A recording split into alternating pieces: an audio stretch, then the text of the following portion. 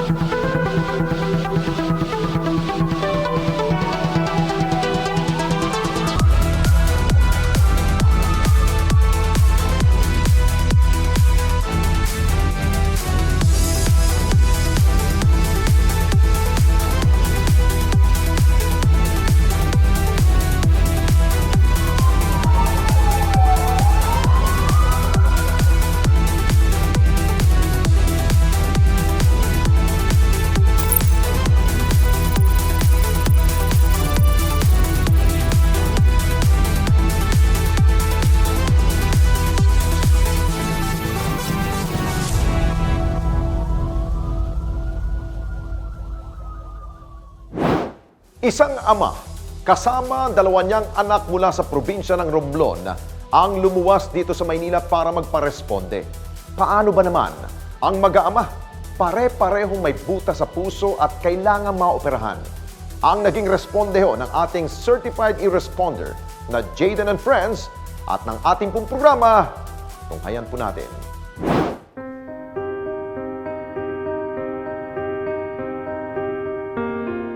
Nakilala ng responde ang isang pamilya mula sa Romblon at dito namin napag-alaman na kakaibang kanilang kondisyon dahil ang ama at dalawa nitong anak parehong may sakit sa puso at kinakailangang maoperahan agad.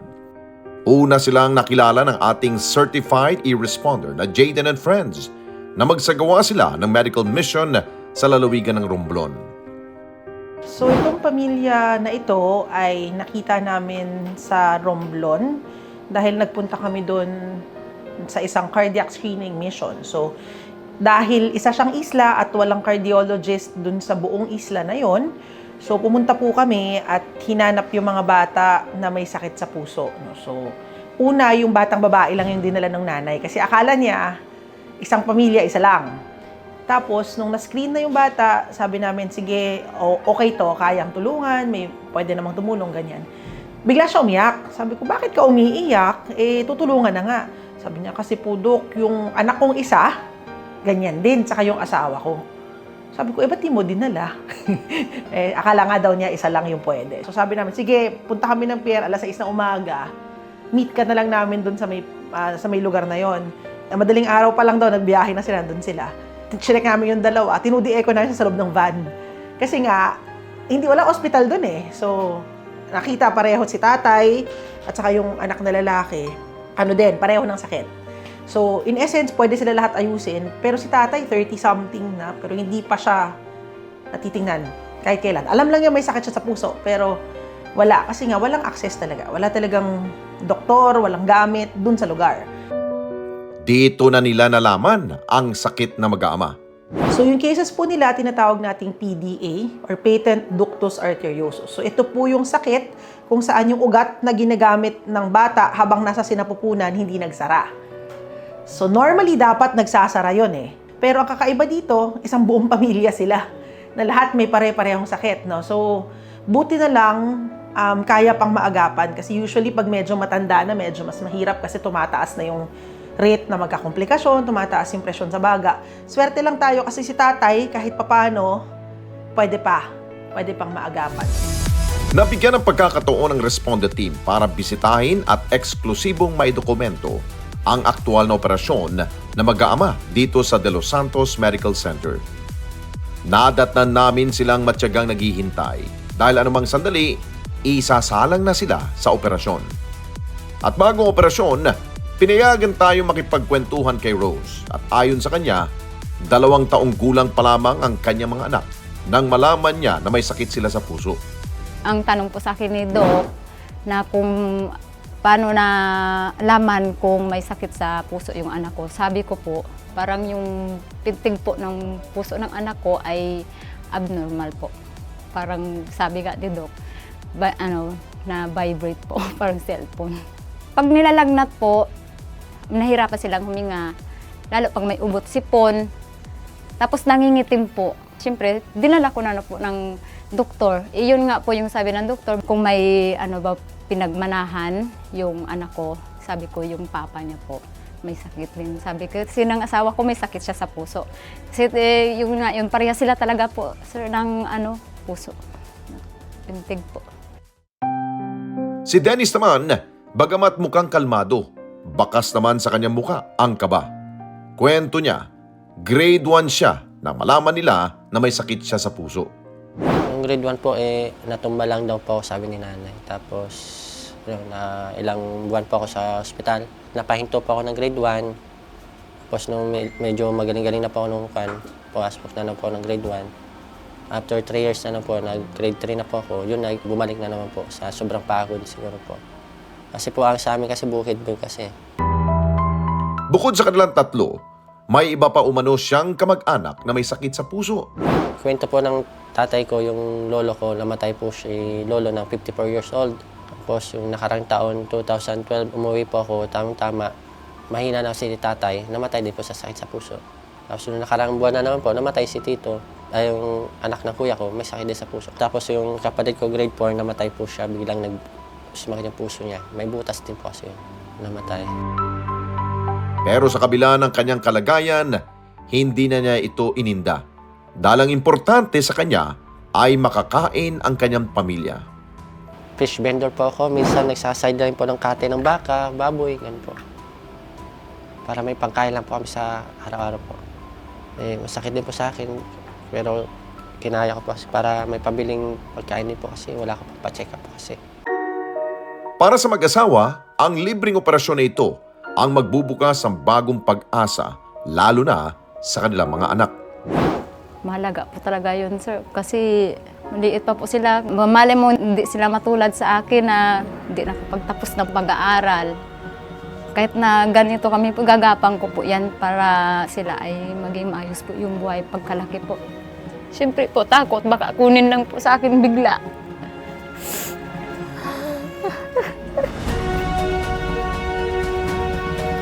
Akin, sir, talagang kailangan na, sir, kasi bata po sila, sir, eh. Sana maranasan din nila yung naranasan ko na matanda na. Ganon din sana maranasan nila, sir. Mahaba pa yung buhay nila sana, sir. Basta maging okay sila, sir. Okay na ako.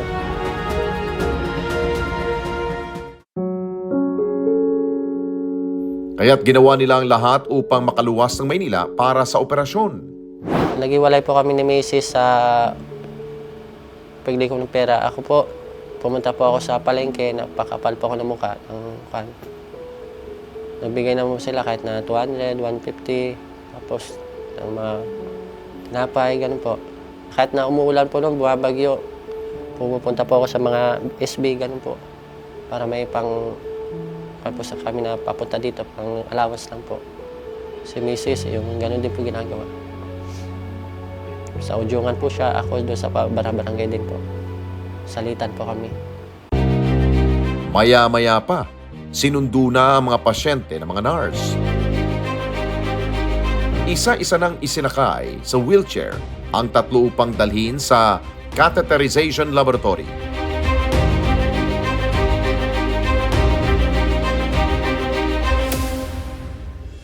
Pagdating sa baba, muling sinuri ang tatlo. Sinisiguro na nasa maayos na kondisyon ang bawat isa. So today, ang gagawin natin is isa-isa pong gagawin. So 3 sila today. So, sasarahin yung butas sa puso. Hopefully, kung walang maging aberya, walang maging problema, by tomorrow, uwi na sila. Ang operasyon na kanilang gagawin ay libre sa tulong ng kanilang mga donors. We work with Rotary. So, Rotary Club of Makati West po. Sila po yung sasagot sa operasyon ng 2 bata. Kasama po yung Gift of Life International. Kasi wala pong programa para sa adult eh. Yung programa po kasi dito is usually for the kids. So yung kay tatay, pinagtulong-tulungan ng mga iba-ibang tao, mga dati namin pasyente, nag-donate ng mga tig-ilang libo para mabuo po yung kailanganin ni tatay. Ano naman kasi si tatay, parang special case kasi nga, package siya doon sa anak. Kung hindi natin gamutin yung ama, anong mangyayari doon sa mga bata?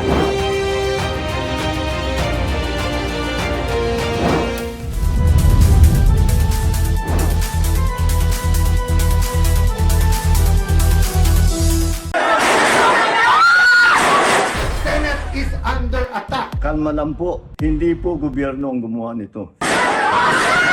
Tampok ang mga nagbabagang balita at malalimang panayam sa mga pangunahing personalidad, mga opisyal ng gobyerno, eksperto at mga taong nasa sentro ng kontrobersya.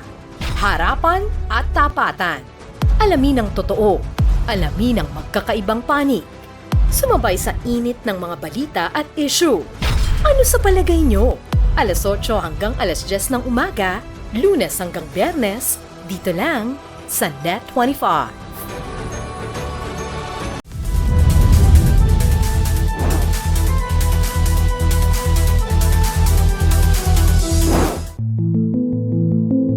At dumating na ang oras ng kanilang operasyon. Mami, wala ka na question. Daddy, wala ka na tanong. Naintindihan nyo na, promise? Okay, o sige. Unang ipinasok sa Zia.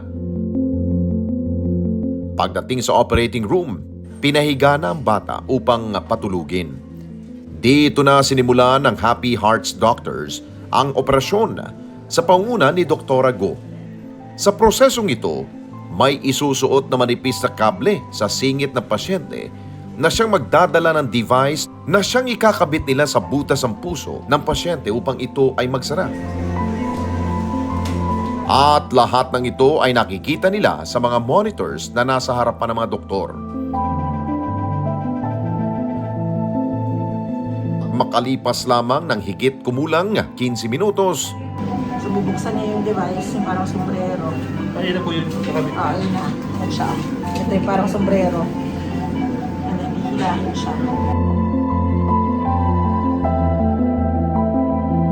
natapos na rin ang operasyon. Sa puntong ito, dineretso na sila sa recovery room. Ganitong proseso rin ang pagdadaanan ng dalawang pang pasyente. Na mga panahon na ito, napansin namin si Rose na hindi na mapalagay habang isinasagawa ang operasyon sa kanyang mag-aama. Ramdam namin ang kaba at pag-alala ng isang ina para sa kanyang mga anak.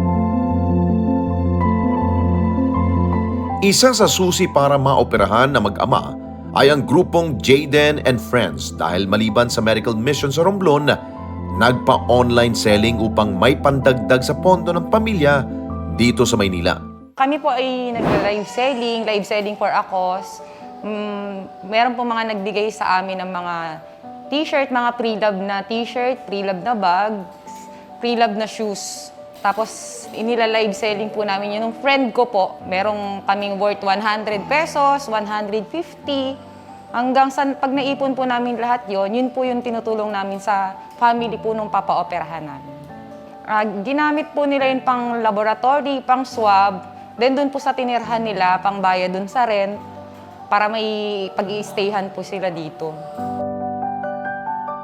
Bukod pa rito, may isang tao rin na nagbigay ng painting sa pamilya na kanilang ring ibinenta. Si Sir Yeye Calderon po, nag-donate po siya ng painting. Tapos nung naibenta po yun po, ibinigay niya po yun sa Jayden and Friends para po dun sa family na ooperahan po. Hindi na rin nila pinalampas ang pagkakataon na mapasalamatan ang iba pang tumulong upang maoperahan ang mag-ama. First po na gusto namin pasalamat is yung Rotary Club of Makati West through President Hil Chua, headed by Rotary Ans, First Lady Gigi Chua, kay Chef Gigi Francisco po, kay Sir Yeye Calderon, kay Doc Beatrice Somadi, kay Teacher Arlene Faraon po, kay Mami Jean. At upang makatulong pa sa ibang pangangailangan ng pamilya ni Dennis, ay maari makipag-ugnayan sa kanilang grupo. Pwede po silang kumontak po sa page po ng Jaden and Friends, tapos iano lang po nila kung para saan po, kung para po dun mismo sa family na ooperahan or para sa lahat po mismo. Pwede po nilang sabihin dun pag nag-donate sila.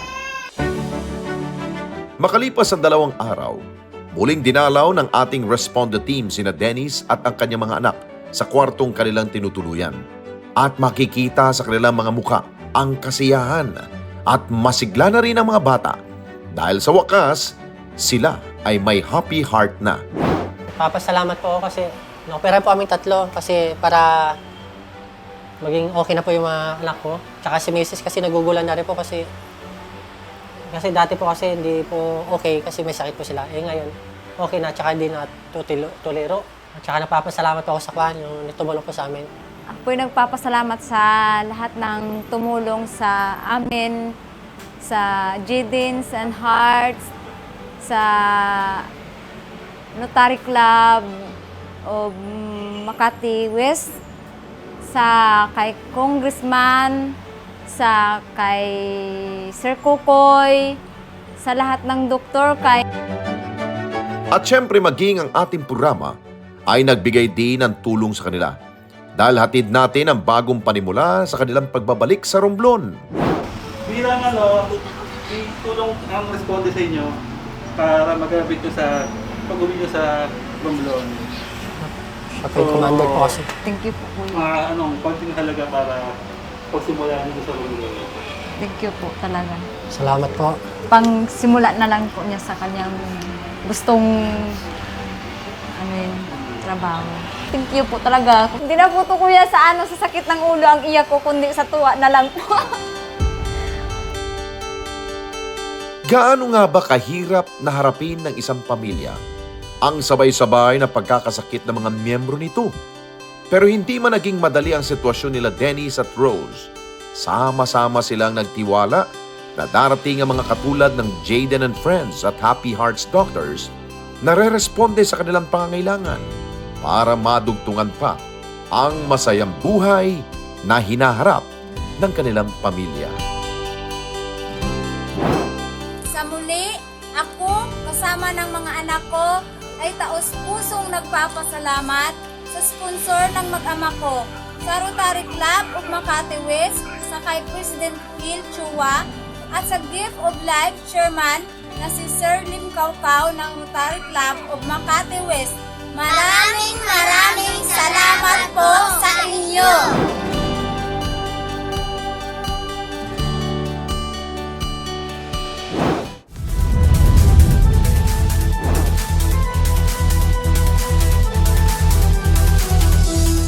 Well, I'm Ate Sherilyn. I'm your Tito Efren! And I'm your Tita Cynthia.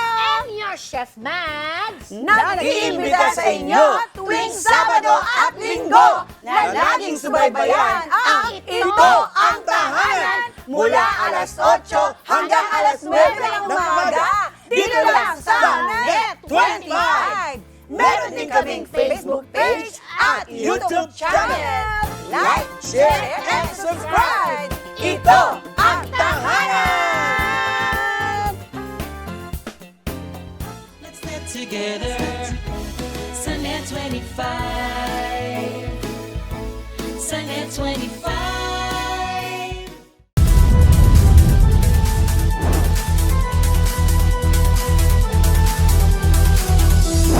Isang poste naman ang tumagilid nang mahila ito ng isang truck sa Pasong Tamo, lungsod ng Quezon. Ang mga residente agad na itinawag sa programa ang mga kableng unti-unti nang lumalaylay at maging ang posteng pinangangambahan nilang bumagsak. Kaya naman, agad na tayong rumisponde.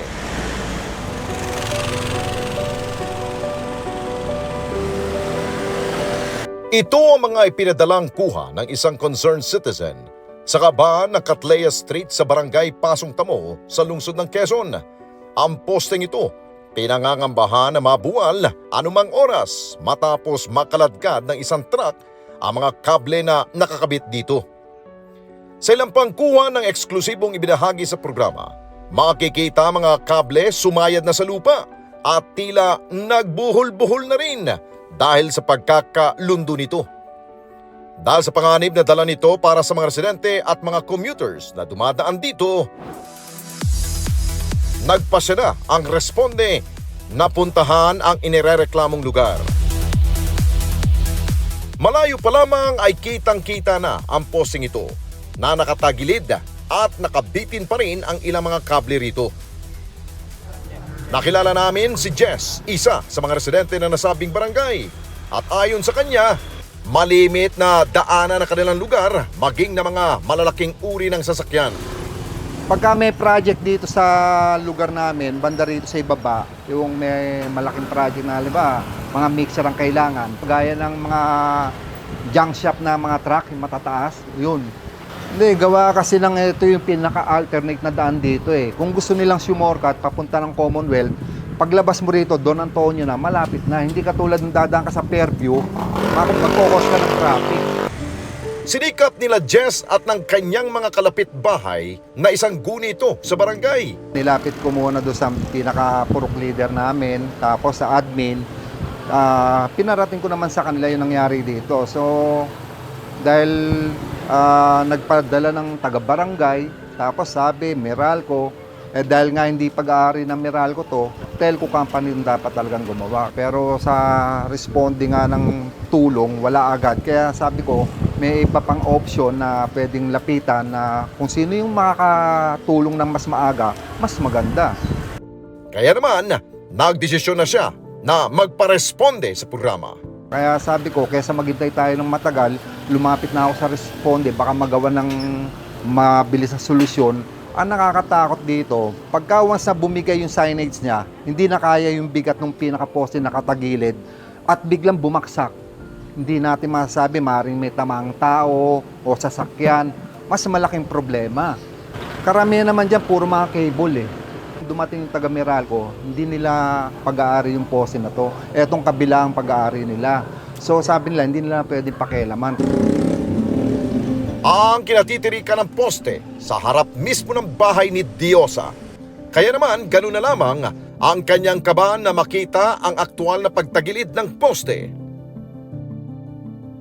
Paglabas ko sa gate namin, paglabas ko, hindi ko talaga alam na may mixer na inihila niya na pala yung wire. Napansin ko na lang nung sumigaw ang kapitbahay ko na si Bong, na sabi niya yung poste. Tapos tumingin ako sa poste, since katabi lang ng bahay ko, tumingin ako sa poste. Yung poste pala, gumagano na kasi habang tumatakbo yung mixer, hinihila niya yung poste. At nakita ko yung poste pa gano'n na kung hindi ako nakaalis doon kaagad, ma'am, maaari kung nakatakbo pa yung mixer, bumagsak yung poste. Yun nga lang, nasigawan siya, kaya napatigil yung mixer. Matapos ang nasabing insidente, sinilip pa ni Diosa ang pundasyon ng poste para matiyak kung ano ang kondisyon nito. Dati ma'am, sinisilip ko yan dyan sa gilid kasi tinaniman ko na nga lang para hindi mapansin yung gilid. May kanal kasi, may ano dyan ma'am, may daluyan ng tubig. Parang may hukay na siya sa ilalim, na konting ano na lang, galaw na lang or masagi na lang yung mga wire niya, sasama na talaga siya ma'am. Napakadelikado na talaga. Pero ang talagang ikinatatakot ng mga residente rito, ang perwisyo na maaari nilang kaharapin sakaling tuluyan ng tumumba ang nasabing poste. Yung takot nandun ma'am kasi baka may dumaan na mas mataas pa at masabit na naman. Kaya kami talaga, takot na talaga dyan. So kapag may dumadaang malalaking truck, medyo alerto ba? Naka-alert, nakatingin kami kaagad doon sa wire, baka masagi na naman ma'am. At yun, napakadelikado na kailangan ma-actionan na talaga. Ang panawagan ko ma'am na sa kinaukulan na pwedeng actionan na agarang action po kasi hindi na po pwedeng patagalin yan eh. Dapat na itong marespondihan. Kaya naman ang grupo agad na nakipag-ugnayan sa iba't ibang telecommunication companies na maaring nakakasakop dito. Amin na ring inabisuhan ang barangay Pasong Tamo upang matugunan ang mga nakalaylay na wire At matapos ang ilang araw na patuloy na pagfa-follow up, nakakuha kami ng sagot mula sa telecommunication company na Globe. Ang kanilang tugon, sila na ang magsasaayos sa nasabing poste, lalo na't ilan sa mga linyang nakakabit dito ay nasa ilalim ng kanilang pamunuan. Agad silang nagtungo sa lugar para itali ng maayos ang mga kableng nakalaylay. Tiniyak na hindi na ito aabuti ng mga truck na dumadaan sa lugar. At ilang araw lamang ay nakatanggap kami ng tawag mula sa nasabing telco. Natatanggalin na ang nakatagilid na poste at papalitan ito ng bago. At para matiyak ng programa na totoo ang gagawin pagresponde ng Globe sa problemang ito, ay binantayan ng responde team ang aktual na pagsasaayos ng poste. Inabutan namin ang ilang kawani ng Barangay Pasong Tamo na itinatanggal ang CCTV camera na nakakabit din sa poste. Hinarap kami ni Barangay Pasong Tamo XO June Torres at ayon sa kanya, ang pakipagtulungan ng komunidad ay malaking bagay upang makaresponde sila sa ganitong sitwasyon. Kaya nga po, kinakailangan lang namin is malaman agad dahil sa laki po ng Barangay Pasong Tamo, hindi naman po namin kailangan talaga na malaman namin para agad matugunan yung pangangailangan nung ano. Para sa kanila din naman yun, kaya ano din namin, makipagtulungan sila. Sa kabila ng saglit na buhos ng ulan, on time na dumating ang grupo ng Globe para tuluyang alisin ang mga kable sa poste. At kahit pang ilang cable wires na nakakabit sa poste na pagmamay-ari ng ibang telco companies, siniguro nilang maisasaayos ito. Unti-unti na rin nilang giniba ang poste para mas madali itong mahugot ng kanilang traktora. Ang hagdan ni Diyosa nakatabi lamang ng poste pansamantalang sinira para mas mapadali ang pagkuha ng poste. Habang ang grupo ng kanilang Barangay Public Safety Office o BPSO nagmando ng trapiko para matiyak na walang mapeperwisyong motorista. Si Diyosa at ang kanyang mga kapitbahay masaya na dahil tapos na ang halos 1 buwan nilang paghihintay, ay mawawala na rin ang kanilang pangamba sa panganib na maaring idulot ito sa kanilang buhay at kaligtasan. Hindi po dahil sa inyo na agarang action po. Mabilis po na aksyonan po agad. So, nagpapasalamat pa ako sa agarang action po ninyo. Tapos, syempre po, na wala na rin po yung takot namin na baka may madisgrasya po. Kaya thank you po. Marami pong salamat sa agarang action po. Sinikap ng programang hingan pa ng komento paliwanag ang Globe, ngunit tumanggi na silang humarap pa sa ating kamera. Ang kanilang mensahe, asahan na sila'y tutulong sa ganitong klaseng problema at agad na re-responde kung kinakailangan. Ang panganib maaring maiwasan kung agad-agad tayong re-responde sa tawag ng ating mga kababayan. Huwag baliwalain ang ganitong mga sumbong lalo't buhay at ari-arian ang nakasalalay.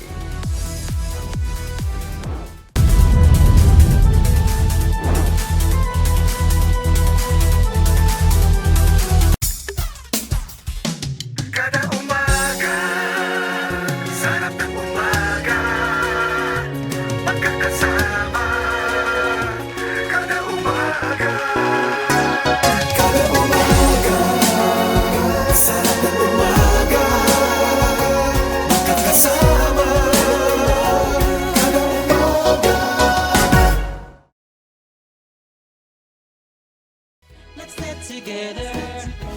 Sunnet 25. Sunnet 25. Ang bawat pagkain siguradong may kwento, lalo na ang mga ipinamana pa at inabot na ng dekada-dekada. Namnamin ang lasa ng mga pagkaing may nakabubusog na kwento. Isa-serve na ang Savoring Stories sa LTE. Love, Tony Pet and Everything. Monday to Friday, 7 a.m. sa Net 25.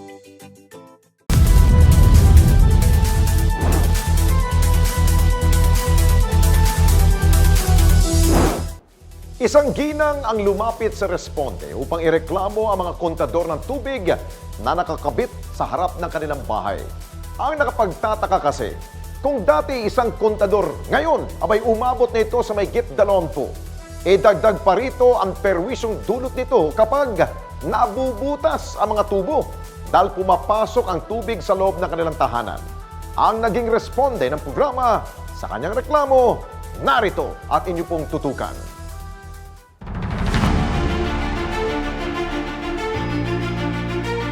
Magandang araw po. Ako po ay humihingi ng tulong sa inyo kung ano po ang nararapat gawin dito po sa mga metro na nakakabit sa bahay namin. Kami na po ang nag-a-adjust ng daanan namin. Talaga pong kakaw-disgrasya dahil may pagkakataon na pwede po kami matalisod sa mga tubo na ito, lalo na may mga apo ako, may mga bata.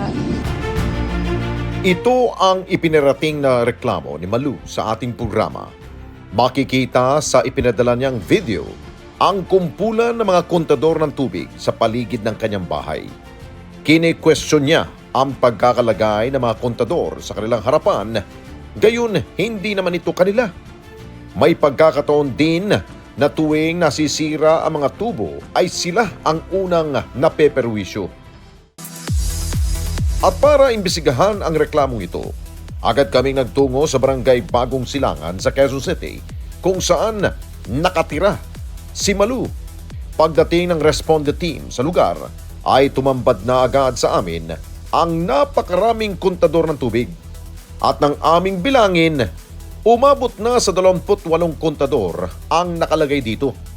Kapansin-pansin din ang salasalabat na tubo ng tubig sa labas din ng kanilang bahay.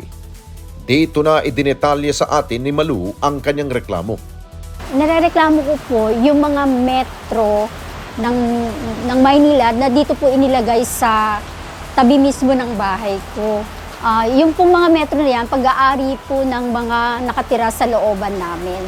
Sa pagkakatanda ko po, yung pong mga metro ng Maynila ay nagsimulang maglagay dyan noong 2009. Nakatira po kami dito simula pa po noong 1994. Bagamat nung una ay pumayag siyang magkabit ng kontador sa tabi ng kanilang bahay, hindi naman niya inasahan na dadami ito.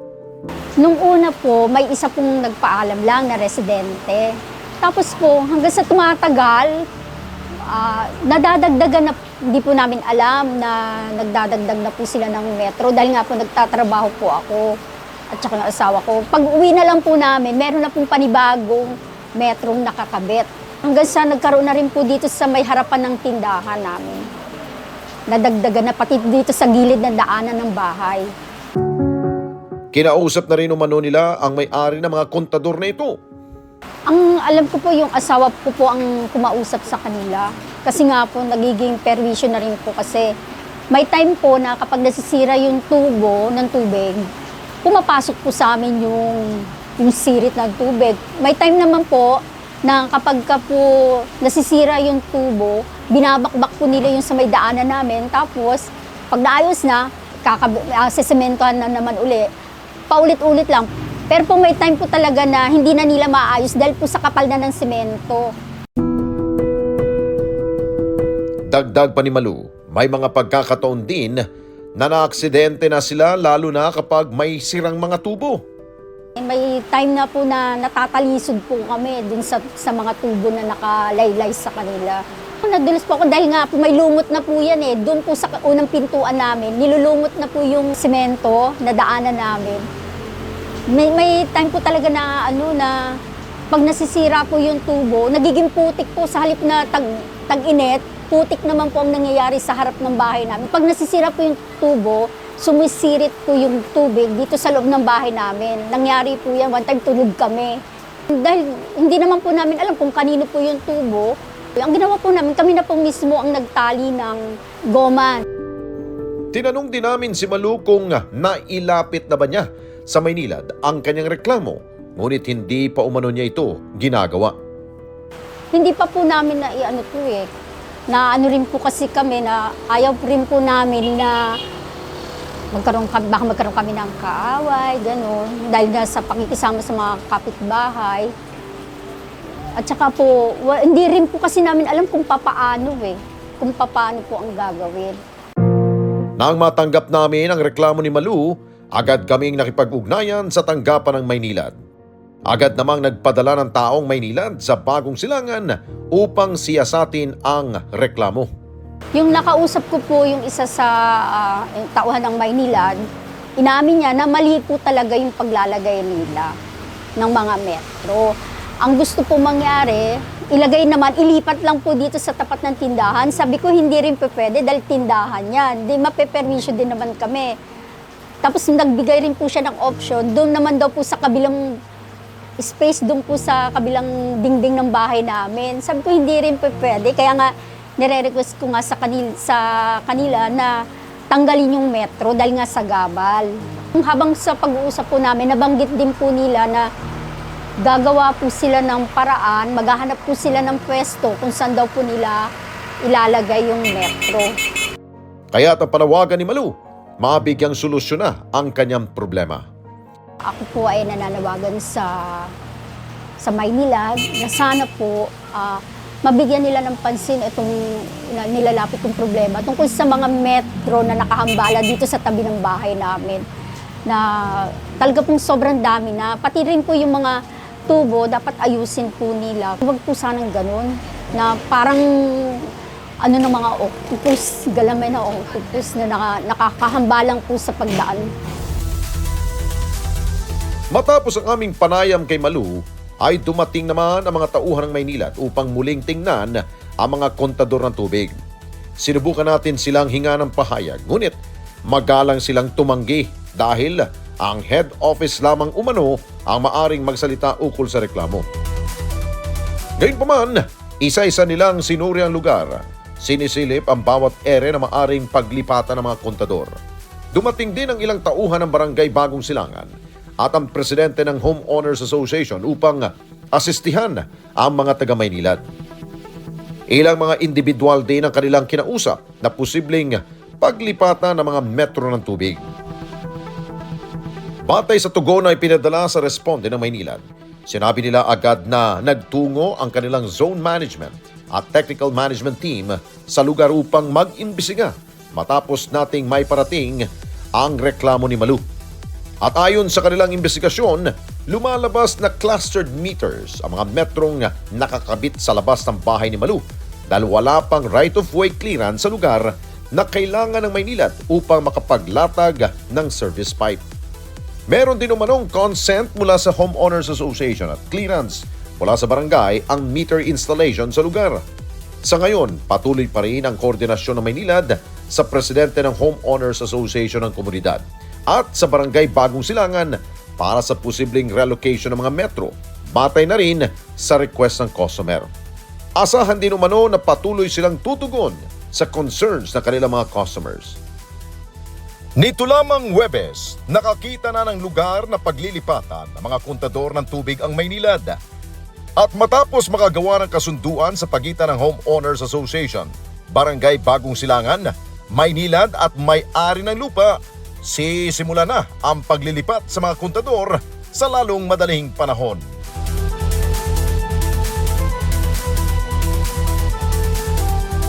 Kasama sa bawat proyekto ang pagkakaroon ng maayos na plano. Gaya na lamang ng sitwasyon ni Malu na napaligiran ng mga kontador ng tubig ang kanyang bahay na nag-ugat dahil sa maling latag ng plano ng kinaukulan. Ngunit napaalala rin ang programa sa lahat, kung may nakikita na tayong problema sa anumang proyekto, mapapribado man ito o sa gobyerno, agad itong ipagbigay alam para maagapan bago pa ito lumala.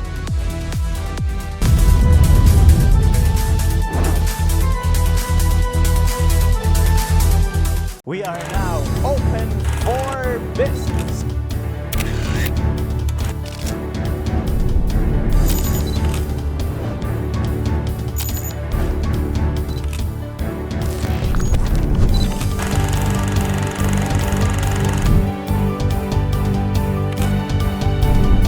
Open for Business with Cesar Vallejos. Every Sunday, 9 p.m.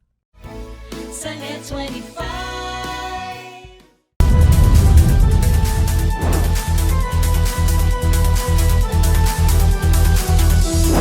Kasabay ng paglulunsad ng kauna-unahang pelikula ng Net25 Films, ang Monday First Screening. Aba, libreng konsultasyon at gamot naman ang hatid ng ating programa sa mga senior citizens. Pero hindi pa rito natatapos ang ating pagtulong sa kanila.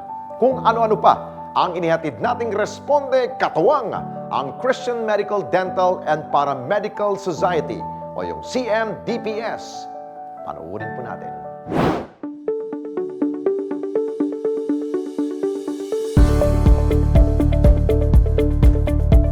Maaga pa lamang ay abala na ang buong Responde team. Isa-isa nang isinasaayos sa mga ipamimigay sa mga dadalo. Sa araw na ito, nakatakdang isagawa ang medical mission para sa mga senior citizen. Ngunit ang medical mission na ito ay isa lamang sa mga highlight na malaking event ng Net25. Dahil kasabay nito ay ang screening ng kauna-unahang pelikula ng Net25 Films, ang Monday First Screening. Ano to, networking? Monday first screening. Libre ang sinihan para sa mga seniors kada Lunes. Naging kakaiba ang paglulunsad ng pelikula dahil sinabayan ito ng iba't ibang serbisyo publiko. Sa paunguna ng ating programa, kung saan isang free medical check-up ang ating inihandog. May mini butika rin tayo na itinayo katuwang ang shilling na may iba't ibang klase ng gamot na libre nating ipinamimigay sa araw na ito.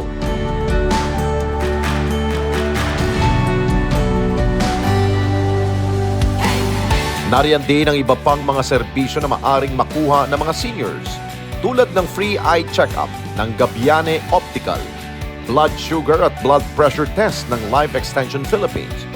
Dumating din ang Pag-ibig Fund at PhilHealth.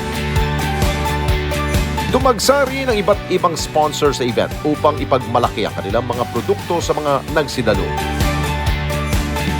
Maya-maya pa, isa-isa nang nagsidatingan ang mga karesponde nating mga medical practitioners. Ang Christian Medical, Dental and Paramedical Society o CMDPS. Present din ang representative ng DOH MMCHD at ng QC Health Department. Silang katuwang natin na magbibigay ng libreng konsultasyon sa mga dadalong senior citizen. Bago magsimula malaking programa na ito, nakausap namin si Dr. Carmelita, isa sa mga volunteer doctor ng CMDPS. Paliwanag niya, layunin talaga ng kanilang grupo ang magsagawa ng mga medical mission sa iba't ibang panig ng bansa. Matagal na, siguro more than 10 years na yung mga ganitong medical mission. Binuo to kasi para magkasama-sama yung mga nasa field ng tulad ng dentist, doctor, nurses, pharmacists, pati yung mga nasa emergency response team. At bago tuluyang buksan ang ating medical mission, nagkaroon muna ng maikling briefing sa mangyayari sa araw na ito. Pagkatapos, kanya-kanya na silang pwesto sa kanilang mga nakatokang gampanin. At hindi nagtagal, isa-isa nang dumating ang ating mga lolo't lola na gusto magpakonsulta sa ating mga doktor. Ang iba'y naka-wheelchair, may mga nakatungkod, habang inaalalayan ng kanilang mga kasama at ng Team Responde. Matyaga silang pumila at nagantay na mabigyan ng free medical consultation. Ang ating mga corresponding doktor at nurse, isa-isang tinignan ang mga matatanda bagamat dumagsa ang mga beneficiary sa araw na ito. Hindi sila tumigil makapagbigay lamang ng kanilang libreng serbisyo. At habang mahaba pang pila sa medical check-up, ang ibang mga lolo't lola nagpatingin muna ng kanilang mga mata. Ayon sa presidente ng Net25, bukod sa pelikula tungkol sa mga senior citizen, mahalaga rin na mahandugan sila ng iba't ibang serbisyo para sa kanilang pangangailangan. This project is very significant because we are conducting the early access premiere of the movie Monday First Screening. Kaya napakahalaga nito sa amin dahil ito ang unang handog ng Net25 Films. This is the very first movie production of Net25 Films, and this stars two of the Philippine cinema's finest, Miss Gina Lahar and Mr. Ricky Davao. Ang pagkakaiba ng movie screening na ito ay pagkakataon na rin natin na handugan ang mga senior citizens, ang mga balo, ang mga retired ministers, and ang mga magulang na kasama natin ngayon. This is a great public service to senior citizens, and this is a way also to provide them joy, entertainment, and social interaction.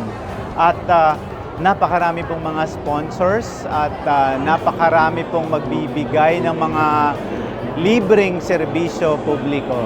At nagpapasalamat kami sa Team Responde dahil isa rin po sila sa tumugon o nakiresponde sa mga pangangailangan ng senior citizens. Today, you can see there's a lot of public services that are being provided in addition to the free movie viewing or free movie screening. And we were able to get a lot of sponsors, support from them, and they have a lot of booth spaces. Paliwanag ni Mr. Vallejos na ang mga panauhin sa araw na ito ay hindi lang mula sa Metro Manila, ngunit maging sa mga karatig lalawigan ng NCR.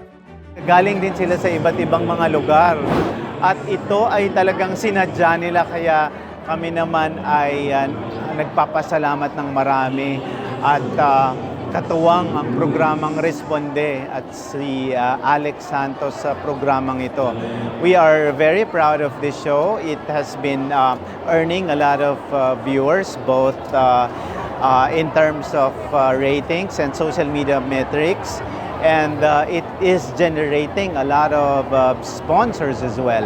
As a matter of fact, we see the reaction of people and this is already becoming the go-to program for people who need action, for people who need service.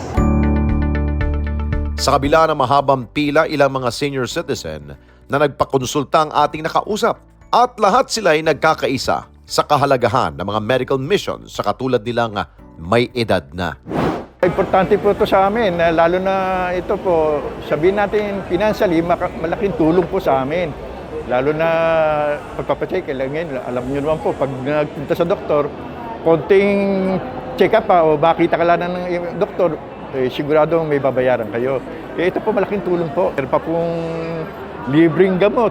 So, lalong mapakalaking tulong po sa amin. Malaking tulong po to, lalo sa ako, senior na rin. Malaking tulong po to. Salamat po sa pag-iimbita nila sa amin dito. Walang kawala, basta responde. Nakakatulong, especially sa mga OFW, di ba? Tapos, at the same time, meron kayong mga free na gamot, o di malaking bagay, di ba? Para sa senior. Napiprevent bang agad, immediately, may sakit ka na malala. Salamat sa event nito kasi malaking tulong to sa mga, especially sa mga OFW at saka yung mga senior. Kasi dito, unang-una, mabibigyan sila ng free check-up and at the same time, free medicine. Salamat sa Responde nga pala. Thank you At least, malaking tulong to para sa mga senior. Bukod sa libreng konsultasyon at libreng gamot, ilang individual din ang nabiyayaan ng ating programa. Dahil ang Responde, PH Cares, Lions Club at ang karesponde nating si Miss Juliet Abelgas ay namahagi ng mga wheelchairs, hearing aid at tungkod sa mga kababayan nating higit na nangangailangan.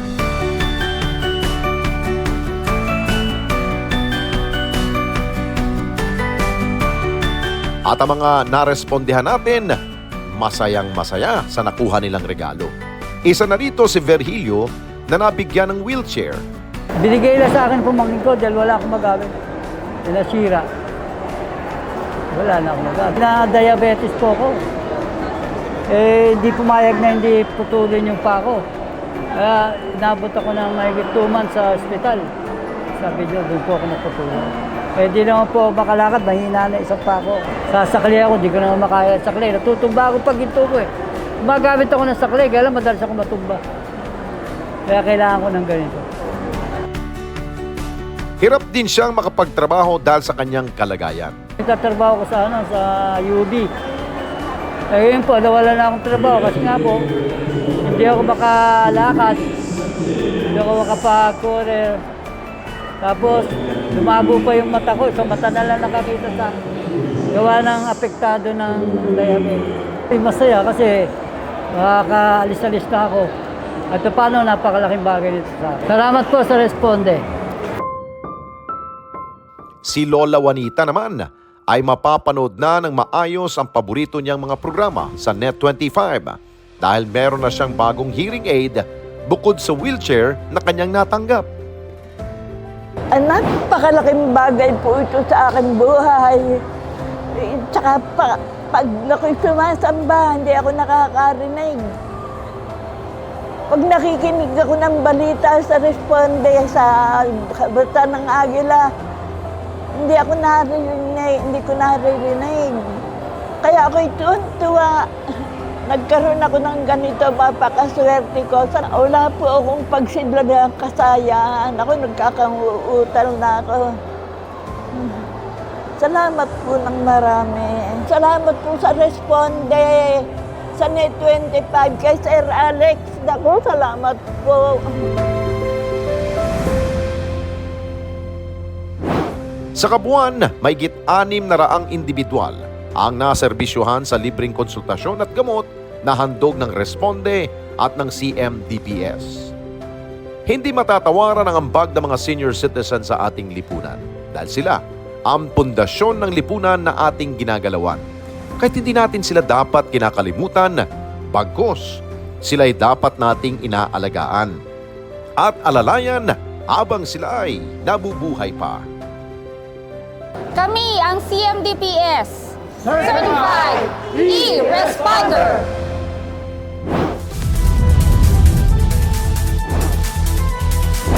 Kung kayo po'y may nais ay sumbong sa inyong lugar, problema sa lipunan na gusto po ninyong paaksyonan, abay mag-text lamang po sa 0915-415-1035 o mag-email sa responde@net25.com. Pwede rin kayo magpadala ng mensahe sa ating Facebook page at Net25TV. Sa ating lipunan, hindi na humawawala ang mga samot-saring problema. Kaya tuloy lamang po tayo sa pag-aksyon, paghahanap ng solusyon. Lalo na ngayon na may masasandalan ka ng Certified E-Responder hanggang sa susunod na Sabado. Ako po si Alex Santos at ito ang Responde, Mata ng Mamamayan. Ito ang aming layunin para sa bayan kong mahal. Disiplina ang susi sa napipili.